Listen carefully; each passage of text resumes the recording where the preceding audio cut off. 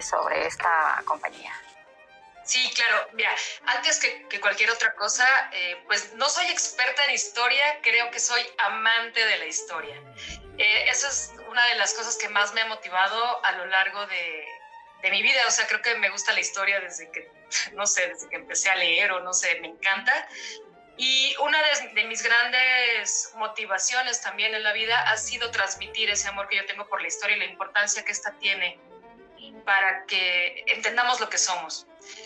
Desde Tierra Adentro, de hecho, el nombre de la compañía de danza Tierra Adentro, lleva su nombre a partir del camino de Tierra Adentro, que es el camino que se fue creando y construyendo desde la conquista, bueno, más bien ya los primeros años del virreinato y hasta avanzado el siglo XIX, y va desde el centro del país hasta el norte por todo el camino de las misiones. Entonces, nos gustó mucho el nombre porque justamente refiere a esta gran etapa de la historia.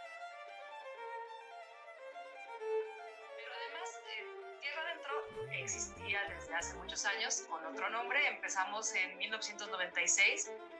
Yo era ejecutante nada más de danza. El director es mi esposo, David Cruz. Permanece siendo el director, él es el director creativo, es coreógrafo, es egresado de la escuela de la Universidad de Colima, estudió danza escénica. Y esta nueva etapa de Tierra Adentro justamente tiene la intención de tomar como punto de referencia la historia, pero también la etnohistoria. O sea, nos interesa mucho voltear a ver a las comunidades y a las comunidades hoy, qué es lo que están haciendo y también un poco de dónde venimos. Nuestro primer espectáculo, por llamarle así, no me gusta mucho la palabra, pero se va a llamar Tres Caza, Uno Serpiente, y va a contar pues el año 1521, que fue la caída de México Tenochtitlan, ¿no? Con una visión muy particular que tenemos al respecto, y esa es nuestra próxima tarea. Es una labor titánica, pero ahí vamos.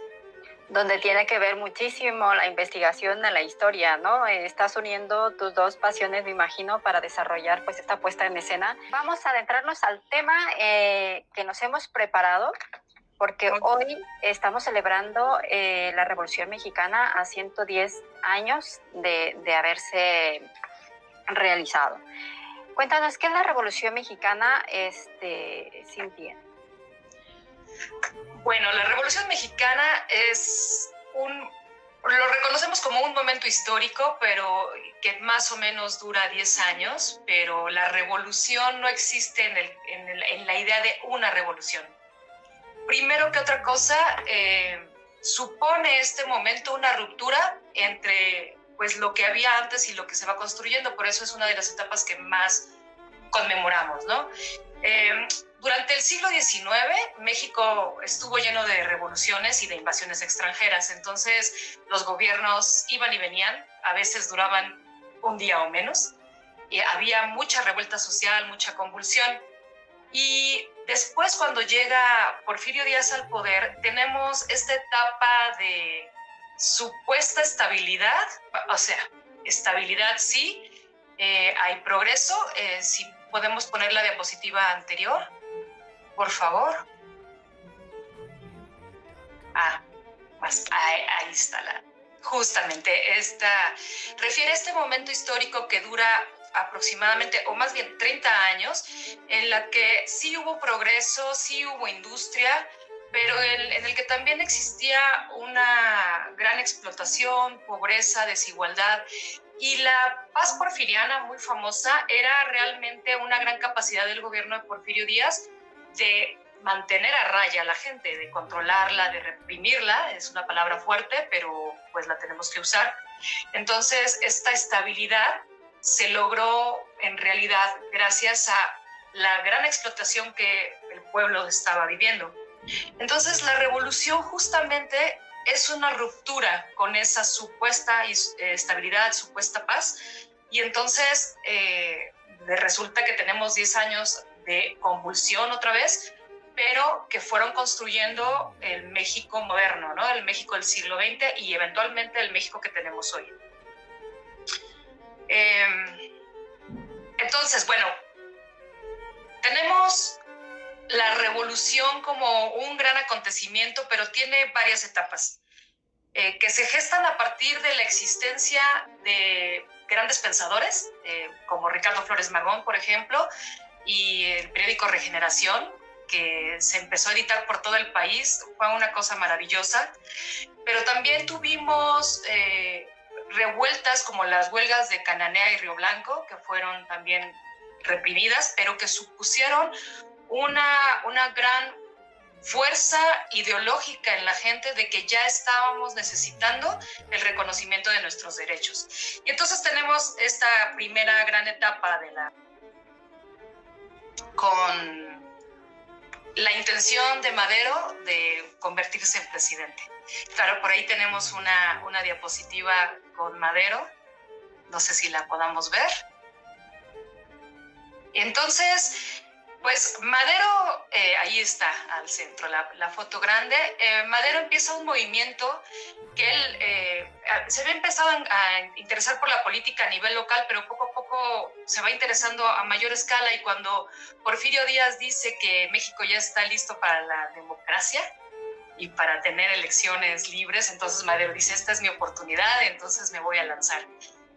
Bueno, pues sabemos que Madero termina preso, exiliado después, pero emite el Plan de San Luis, que permitió...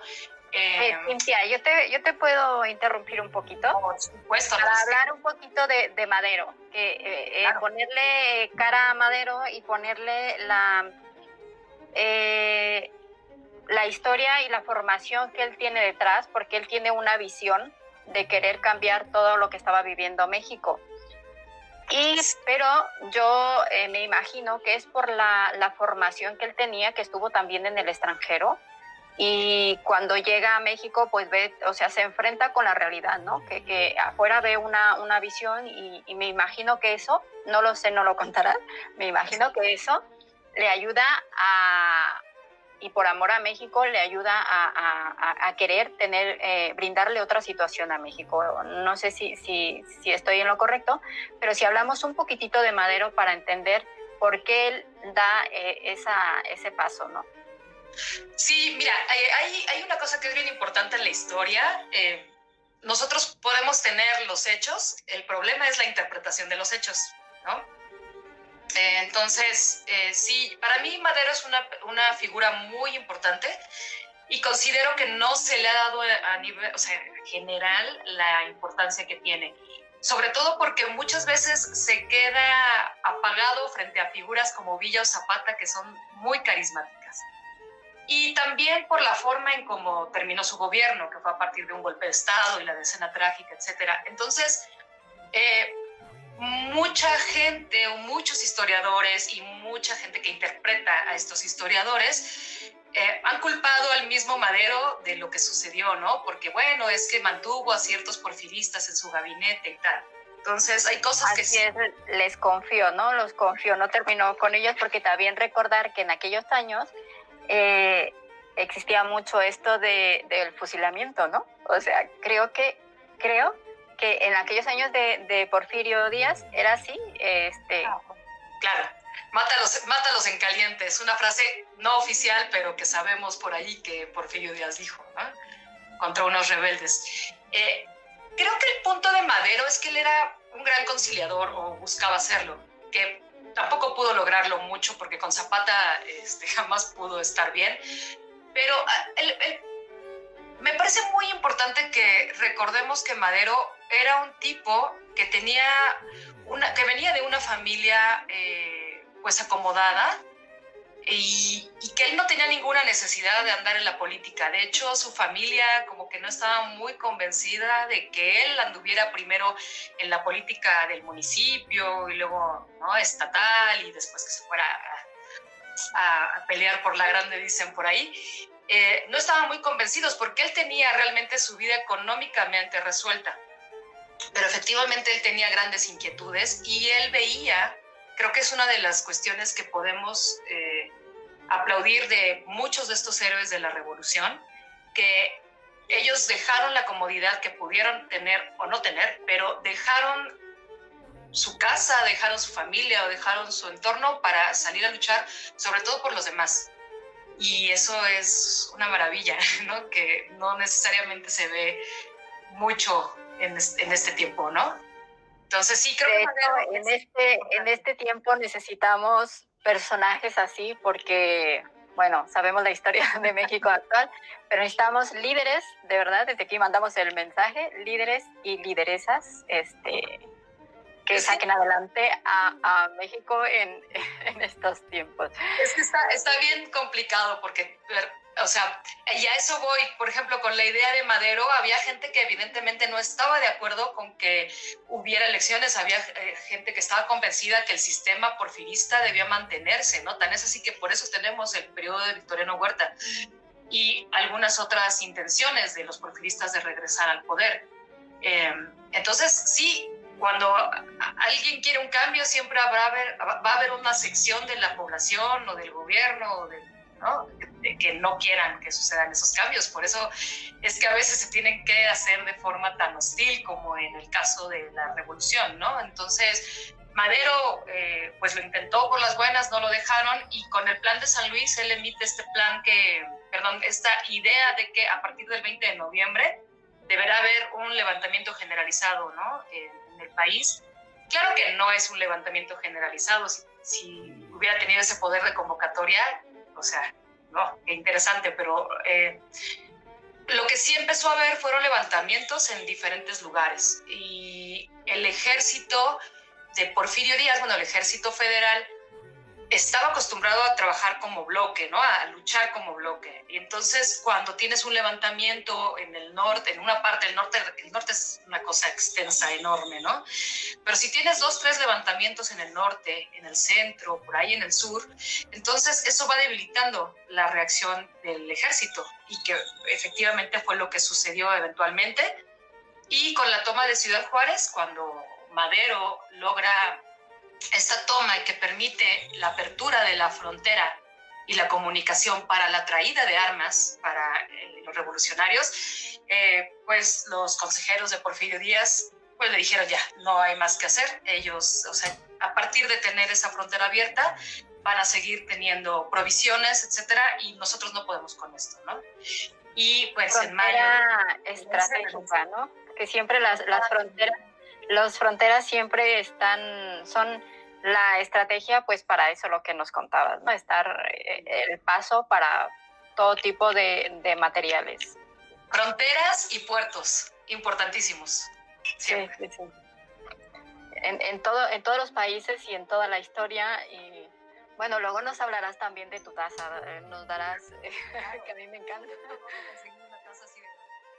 ¿Como etapa de Madero o no? Sí, la etapa maderista, porque también integra el gobierno que duró muy poco tiempo de Madero, de mayo de 1911 a febrero del 13, que es cuando se da el famoso episodio de la decena trágica, con el levantamiento por ahí de algunos personajes, de los cuales Victoriano Huerta se aprovecha para quedarse al mando y ser, bueno, digamos que quedar como presidente, ¿no? Pero esta etapa de Victoriano Huerta en realidad ya se integra a la nueva etapa que tiene que ver con el siguiente héroe, que es Carranza, el siguiente luchador revolucionario. Es un tipo que tampoco es muy carismático, mucha gente no gusta de la figura de Carranza, y me parece que es interesantísimo y fundamental para lo que se construyó justamente a partir de pues, la Constitución del 17. Pero bueno, Carranza se levanta en contra del gobierno golpista de Victoriano Huerta con el plan de Guadalupe. Son planes para todos lados, todo el mundo hace planes. La Revolución Mexicana fue de planes para arriba, planes para abajo. Todos los que entraban tenían su propio plan. Claro, porque es la justificación jurídico-política de lo que estoy haciendo. O sea, levanto las armas así nada más y nadie me va a seguir, porque entonces soy un bandolero. Pero si yo tengo un plan que está sustentado en lo jurídico, ya la cosa es distinta. Y Carranza... ¿Cuál era el plan de Carranza? El plan de Guadalupe. Y entonces... ¿Que consistía en qué? Perdóname.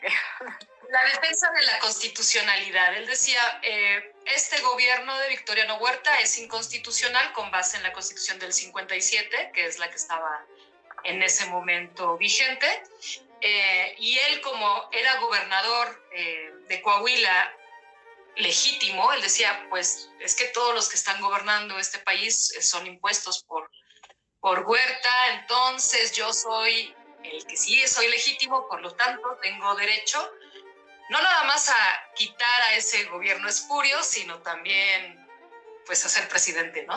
O sea, que eventualmente, claro que lo logra, pero él necesita esa legitimidad y creo que la logra a partir de la invitación a un nuevo constituyente para hacer esta constitución del 17, que en realidad no es una nueva constitución, es la constitución del 57, con unas reformas muy importantes.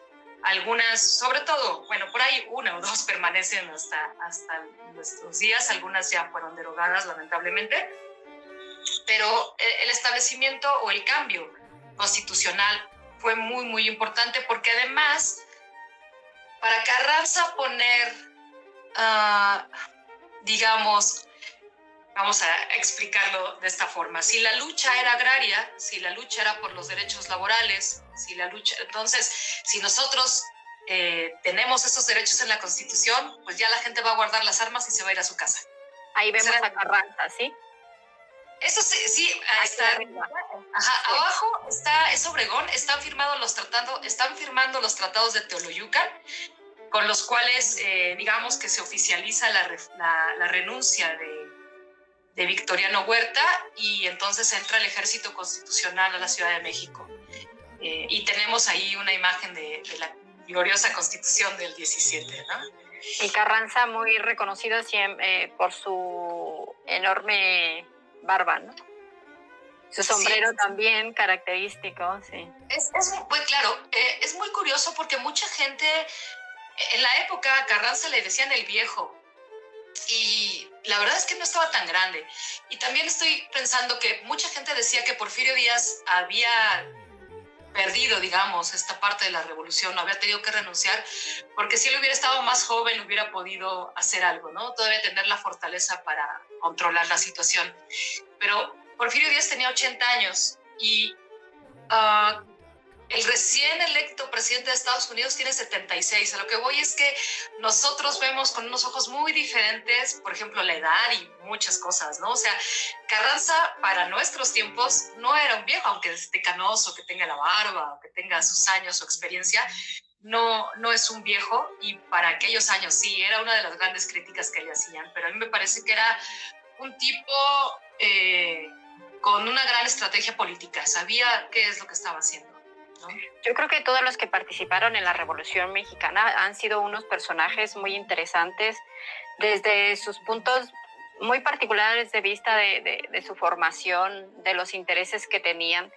Y yo creo que la Revolución Mexicana pues está constituida por estos personajes que al final cada uno fue pues poniendo su semilla o poniendo su parte, ¿no? en este movimiento sociopolítico, porque no quedó nada más en ser un movimiento político, sino luego ya nos contarás que bajó hacia el pueblo, ¿no? Empezaron a participar.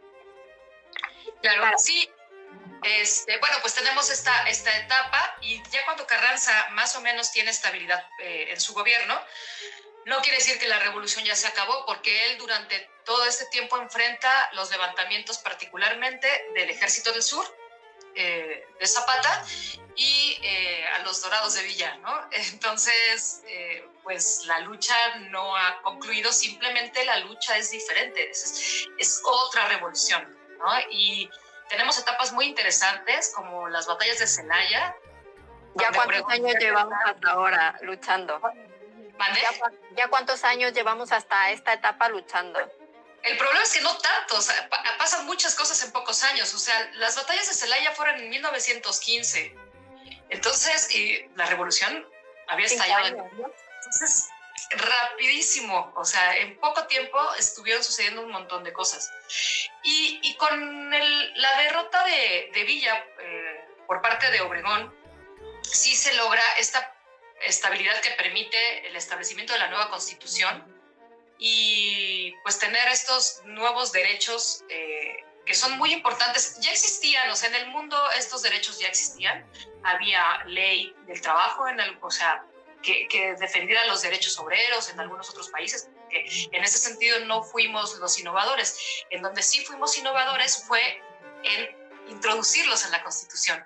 Cuando nosotros establecemos en la Constitución estos derechos y estas garantías individuales, permitimos darles las herramientas al pueblo, le damos la herramienta para hacerlos exigibles al gobierno. Y eso es lo interesante. Y que además no pueden ser eliminados tan fácilmente de la legislación. Cuando están en la Constitución se requiere, es un procedimiento, digamos, más complejo para modificarla que para aprobar una ley cualquiera. Entonces, ese es un gran triunfo de nuestra Constitución del 17 y sí fue reconocido y admirado en todo el mundo, ¿no? Entonces, bueno, ya llegamos a la última etapa, ya la última. La gente que había apoyado a Carranza durante todo este tiempo, particularmente los famosos integrantes del Grupo Sonora, que ahí están. Son tipos bien interesantes, por no decir otra cosa. El Grupo Sonora, Obregón, Plutarco Elías Calles, Adolfo de la Huerta, que pues estuvieron con él mucho tiempo, hicieron el plan de Agua Prieta y se levantaron en contra de Carranza, buscando también ellos tener esta posibilidad de acceder al trono, a la presidencia, y efectivamente pues los tres lo lograron. Pero es esta última etapa que, bueno, para algunos, y en ese grupo me incluyo, la revolución termina con la muerte de Carranza en mayo de 1920, ¿no? De una muerte brutal. Pues es realmente traicionado por ahí una persona y es muy fuerte, o sea, la forma en cómo murió Carranza, como murió Zapata, como murió Villa, es realmente de miedo, ¿no? O sea, sí, asesinatos muy, muy salvajes, parece. Igual que Madero, o Madero también fue... Sí, sí. La magnitud ahí lo que cambia es cuántos balazos le dieron a cada quien. Sin embargo, el punto de Madero fue muy fuerte porque la escena trágica fue particularmente salvaje. La forma en cómo mataron a Madero y a su vicepresidente, pero también al hermano de Madero, ¿no? Y le sacaron un ojo, bueno, nada más tenía uno y entonces se lo sacaron. Es una cosa brutal, ¿no? Entonces, sí, muy fuerte. Lo dejamos ahí. No entramos en detalle. Bueno, pues con todos estos movimientos, estos cambios que tuvo México en esos periodos durante la Revolución, indudablemente tuvo un significado sociopolítico para todo México, ¿no? Este movimiento. Pero ¿en qué aspectos sociales tuvo resultado o afectó la Revolución Mexicana a todo lo social en México? Bien, pues si quieres vemos la siguiente diapositiva. Ahí puse los logros, pero sí es una cosa que no debemos obviar. Una guerra siempre trae tragedia para la gente, ¿no? Y trae una afectación en lo económico y que pues evidentemente cuesta, ¿no? Salir adelante de ello. Entonces, pues independientemente de todos los logros que tuvo la revolución o que se alcanzaron a través de la revolución, también hubo pues grandes pérdidas, hubo mucho atraso porque, bueno, pues el país no podía producir de la misma forma, ¿no? Durante la lucha, etcétera, y eso tiene repercusiones posteriormente, ¿no? Pero, bueno, vamos a ver lo positivo. Para mí, particularmente, hay cosas que se quedaron en el imaginario mexicano, como la no reelección, ¿no? O sea, eso creo que lo mantenemos totalmente.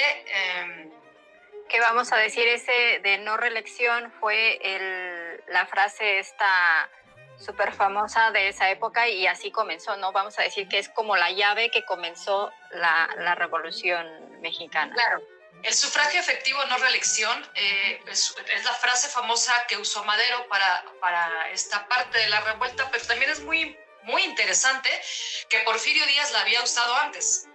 O sea, Porfirio Díaz ya se había levantado con ese lema, ¿no? Entonces es como sufragio efectivo, no reelección, a menos que sea yo, ¿no? Sí, contra Benito Juárez, si no me equivoco. Sí, hubo dos levantamientos, uno contra Juárez y el otro contra el presidente de la Suprema Corte de Juárez, ahorita se me fue, Lerdo de Tejada, ¿no? Porque tuvo dos levantamientos, pero sí, con esa misma idea, y es muy curioso, ¿no? Las grandes contradicciones de México. Pero bueno, independienmente de eso, y justamente creo que por esas situaciones es que los mexicanos tenemos esa muy particular idea de que la reelección no debe de ser, ¿no? O sea, la tenemos a niveles legislativos, ¿no? O sea, los diputados se pueden reelegir, presidentes municipales se pueden reelegir, pero no más allá, como que no estamos muy dispuestos a aceptarlo. Todavía vemos muy raro a los países que tienen reelección, ¿no? Es como, ¿de qué están hablando si ya tuvieron a su presidente? Además, bueno, lamentablemente nosotros solemos terminar odiando a nuestros presidentes, entonces por supuesto que no queremos que regresen, ¿no? No queremos que repitan, claro, claro. Hombre, entonces, si tuviéramos buenos resultados, pues a lo mejor hasta los mismos mexicanos. Pero yo creo que si se hace con el poder, ya no se les dificulta, y también van haciendo normativas que les permitan mantenerse en el gobierno. Entonces van haciendo todo a su forma para que no puedan salir tan fácilmente. Pues justo eso es lo que hizo Porfirio Díaz. Él reformó la Constitución varias veces, primero para reelegirse después de un periodo y luego para reelegirse. O sea, él no fue dictador porque él era presidente de acuerdo a la Constitución, ¿no? Entonces, justo, es muy... Si le buscamos en la historia, podemos decir que él fue adaptando todo para que se le volviera a votar. Exactamente. Bueno, pues hablamos un poquito de cuál fue el impacto internacional que tuvo la Revolución Mexicana, pero antes déjame saludar a los que están aquí con nosotros participando en la entrevista. Muchísimas gracias por conectarse. Jonathan, saludos desde la Ciudad de México, saludos desde aquí, desde Madrid, por supuesto.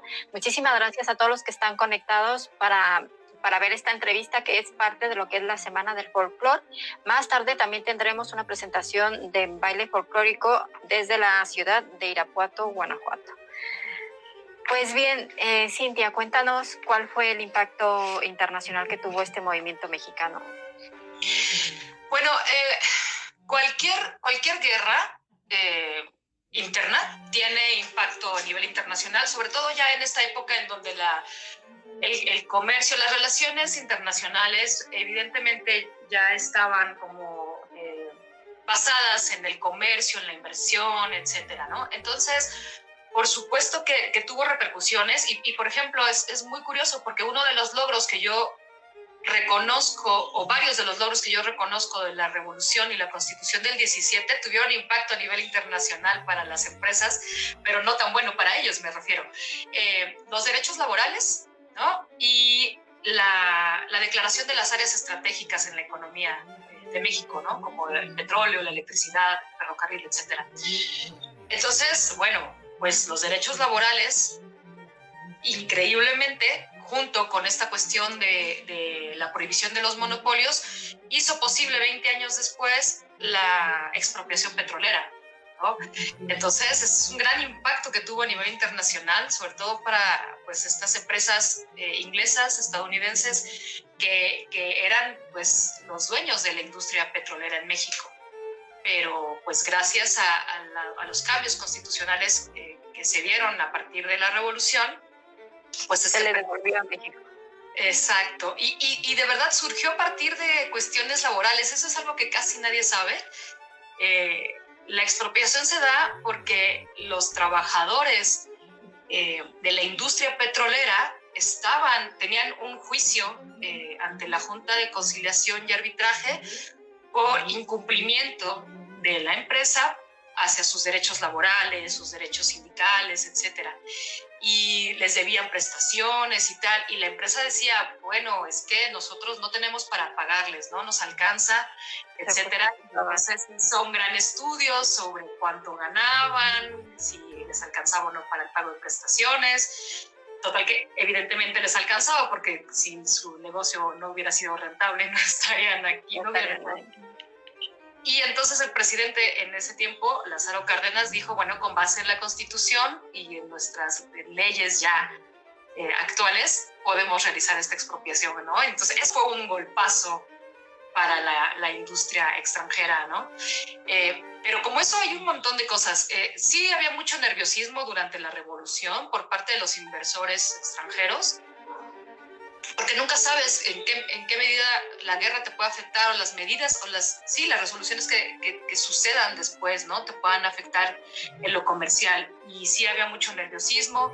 Tenemos también la famosa, pues, invasión de Villa a Columbus. Entonces, los Estados Unidos estaban muy enojados porque pues nadie se atreve a invadirlos, ¿no? Cuando fue el ataque a las Torres Gemelas en 2001, yo leí y escuché gente decir, es que nadie desde Villa se había atrevido a invadir Estados Unidos, ¿no? Entonces, se quedó como anécdota de... Es una maravilla. Y también tenemos el famoso episodio del telegrama Zimmerman, que esto es durante la Primera Guerra Mundial. Es una cosa que a mí me parece muy interesante. La premisa dice que México provocó... ¿Alguien volteó a ver a México, ¿no? ¿Mandé? Alguien volteó a ver a México por intereses. Claro, y entonces si México provoca que Estados Unidos entre a la Primera Guerra Mundial como es, bueno, pues resulta que el Kaiser escribe una carta a Carranza invitándolo a formar parte de su alianza y permitir ser un contrapeso, ¿no?, para el poderío de Estados Unidos, aliarnos con Alemania a cambio de que nos regresaran los territorios que Estados Unidos nos había quitado en el siglo XIX, ¿no? Y bueno, ese telegrama es interceptado por un inglés que lo muestra evidentemente a su gobierno, y los ingleses le dicen, ¿no?, a los Estados Unidos, oye, Alemania está, o sea, tú no estás en la guerra supuestamente, ¿no? Porque, bueno, hay muchos ahí cuestiones muy de detalle. No estás en la guerra, pero ellos están tratando ya de poner contra ti a algunos países como México, ¿no? Y entonces, pues Estados Unidos determina que es momento de entrar a la guerra y no permitir que Alemania pues lleve a cabo sus planes, ¿no? Entonces también México fue parte de eso. Que en aquel momento, ¿no? No sabemos, en la historia no sabemos qué hubiera pasado, si de verdad o no hubiéramos obtenido los territorios o simplemente nos hubieran usado. Entonces, bueno, pues no sabemos, no podemos regresar. Ay, claro, qué bueno, no, qué bueno. Por supuesto que nos hubiera encantado recuperar los territorios, pero fueron pequeños movimientos, si no me equivoco, dentro de lo que es un periodo de la revolución. Si los mexicanos pudiéramos o que quisiéramos entender la Revolución Mexicana, para qué ha servido en nuestra actualidad, cómo le podemos ver los beneficios de aquel movimiento que hubo de la Revolución Mexicana, ¿cómo nos ayudarías a entender, si es que se puede entender, la Revolución Mexicana? Bueno, si alguien la logra entender, espero que me la explique. Porque es una cosa... O sea que... No, pero sí, considero que efectivamente, gracias a este movimiento tuvimos, y lo podemos ver en las diapositivas, o sea, eventualmente, no luego, no al corto plazo, pero sí un poco más adelante, pudimos tener instituciones que surgieron a partir de la ideología que predominó en los revolucionarios, ¿no? Entonces, pues todas las instituciones que se fueron creando en el siglo XX, pues están relacionadas con esto. Por eso es el siglo XX, y sobre todo la primera parte, ¿no?, claramente le llamamos el México postrevolucionario, o sea, porque sí tuvo mucho impacto. Considero que uno de los logros más importantes efectivamente son los derechos laborales. A pesar de que han pasado muchas, bueno, se ha intentado hacer mucha reforma al respecto, hay cosas que creo que tenemos muy interiorizadas y que no dejaríamos que nos las quitaran, ¿no? O sea, nuestros derechos de la jornada, nuestras prestaciones, etcétera. Hay cosas que sí son muy valiosas, ¿no? Que hay que tener mucho cuidado, porque hay quien dice, oye, pero es que eso ni se cumple, ¿no?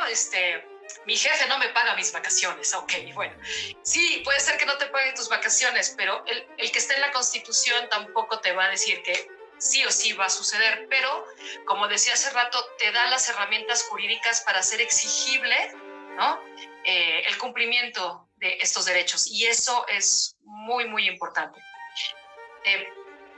Entonces, sí hay muchísimos logros. Claro que también hay... Yo no creo que podamos decir que se dio nunca un paso atrás.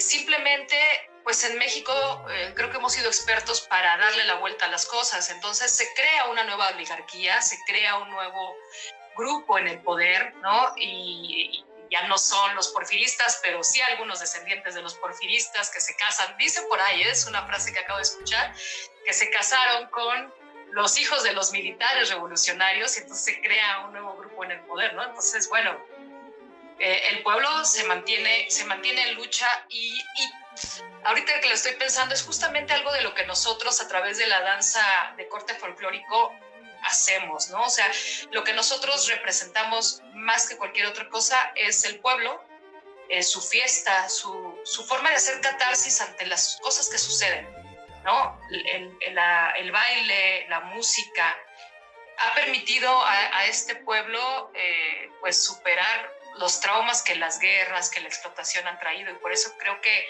es muy, muy importante, ¿no? Pero sí, de que hay logros, los hay, y no podemos obviarlos, ¿no? Pero lo vamos a tocar un poquitito, y si me permites, yo te voy a leer uno de los comentarios. Marco sí. Romero, saludos a Cintia desde Madrid. Israel Lira, saludos. Una pregunta, ¿se puede considerar que durante acontecimientos tan importantes como la Revolución se crean prácticas culturales que forman parte de la expresión de las personas durante esos momentos? Para el caso de la Revolución Mexicana, el recurso musical con el corrido fue usado para expresar lo que sucedía. ¿Sucedió lo mismo con el baile? ¿Hubo un tipo de baile que haya surgido en la Revolución? Gracias por la exposición, dice Israel. Muy bien, gracias, Israel. Pues sí, efectivamente, tú lo sabes bien, y así como se dio en la música, hay una cuestión que ha sucedido en México, creo que desde siempre. Bueno, sí, la música va unida, va atada a la danza, a los bailes, ¿no? Al principio las danzas eran puramente rituales, ¿no? Pero después, justamente, y en esta época sí tenemos una corriente de bailes de la Revolución que pues es muy interesante, y además tenemos dos manifestaciones, porque tenemos las manifestaciones de los salones de danza donde la aristocracia bailaba, ¿no? Tenemos los valses. En Guanajuato es muy, muy conocido justamente este periodo. Hay muchos grupos de danza corte folclórico que tienen programas de valses, ¿no? Porque pues esto, y sobre todo por el Juventino Rosas, etcétera, ¿no? Entonces hay una tradición de este baile más europeo, ¿no? Y también tenemos lo que sucedía en las fiestas populares. Las Adelitas es un baile, es un corrido, puede ser que fue adaptado al baile, o... Sí, sí. Sí, nada más que creo que hay una cosa bien interesante que ha sucedido con la danza escénica. O sea, por ejemplo, pueden existir corridos que en ese momento no necesariamente se bailaban, ¿no? Y nosotros tenemos como grandes exponentes de la danza, particularmente Amalia Hernández, que tiene un cuadro de la Revolución escénicamente impecable, pero que no era la Juana Gallo, la histórica. Ajá, es maravilloso técnicamente y tal, pero yo no me imagino, Juana Gallo sí existió, ¿no? Sí. Pero y sí era muy, muy valiente y todo, pero yo no me la imagino bailando así, porque su personaje real pues era una cosa muy diferente. Entonces también creo que hemos romantizado muchísimo esta cuestión de la revolución en la danza folclórica. Pues sí, los vestidos de colores, ¿no? Y traen los rifles, pero pues, tratamos de evitar de alguna forma la realidad en ese sentido, porque no debió ser fácil estar en el campo de batalla, ¿no? Cargando a tus hijos y cargando el rifle y acompañando a tu Juan, etcétera. O sea, eso no lo contamos. Indudablemente fue el país, fue uno de los acontecimientos donde sufrió más, ¿no? Y vamos a hablar precisamente de mujeres y de niños, pero que no nos da mucho tiempo. Te voy a volver a invitar para hablar de esto y precisamente lo que estábamos hablando, ¿no? Mujeres e hijos sufrieron durante este acontecimiento. Y bueno, pues los mexicanos que tenemos la fiesta en la sangre, pues hemos, como dices, romantizado estos acontecimientos.